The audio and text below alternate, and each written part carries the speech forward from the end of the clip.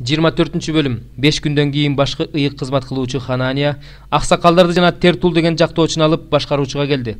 Алар Павылга каршы арызданышты. Павыл чакыртылып келгенде Тертул аны мындай деп айыптай баштады.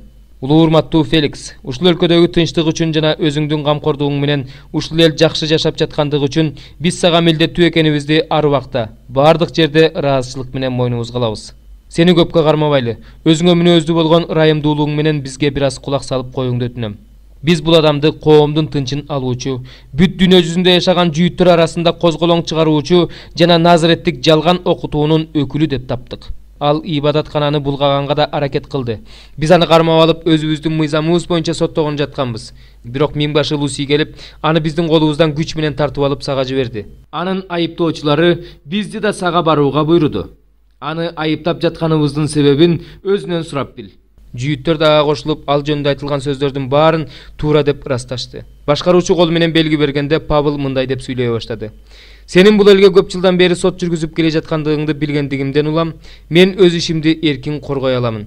Өзүң билип алсаң болот, Кудайга табынуу үчүн Иерусалимге келгениме 12 күндөн аша элек. Ыйык жайда болобу, синагогада болобу, шаарда болобу, алар менин бирөө менен талашып тартышканымды же эл арасында козголоң чыгарганымды көрүшкөн жок. Азыр койгон айыптарын да далилдей алышпайт. Бирок алар жалган деп эсептеген окутуу боюнча мен чын эле ата-бабаларымдын Кудайына кызмат кыларымды, Тооратта жана пайгамбарлар китебинде жазылгандын бардыгына ишенеримди сенин алдыңда мойнума алам. Мен да алар сыяктуу эле адилеттүүлөр да, адилетсиздер да тирилет деп Кудайдан үмүттөнөм. Ошондуктан Кудай алдында да, адамдын алдында да абийирим таза болуш үчүн ар дайым аракет кылам. Мен өз элиме жардам жана курмандыктарды жеткирип берүү үчүн бир нече жылдан кийин Иерусалимге келдим. Асиялык жүйүттөр мени ибадатканада тазалануу расмисинен өтүп жаткан жеримден көрүштү. Жанымда эл жок болчу. Эч кандай ызы чуу да болгон эмес. Эгерде ошол асиялык жүйүттөрдүн мага карата нааразычылыгы болсо, андалар сенин алдыңа келип мени айыптоолору керек эле. Же болбосо бул жердегилер да Синедриондун алдында турганымда менден кылмыш табышкан болсо, анда айтып беришсин. Болгону мен алардын арасында турганымда үнүмдү катуу чыгарып, силер мени бүгүн өлгөндөрдүн тириле тургандыгы жөнүндө окутуу үчүн айыптап жатасыңар дегем.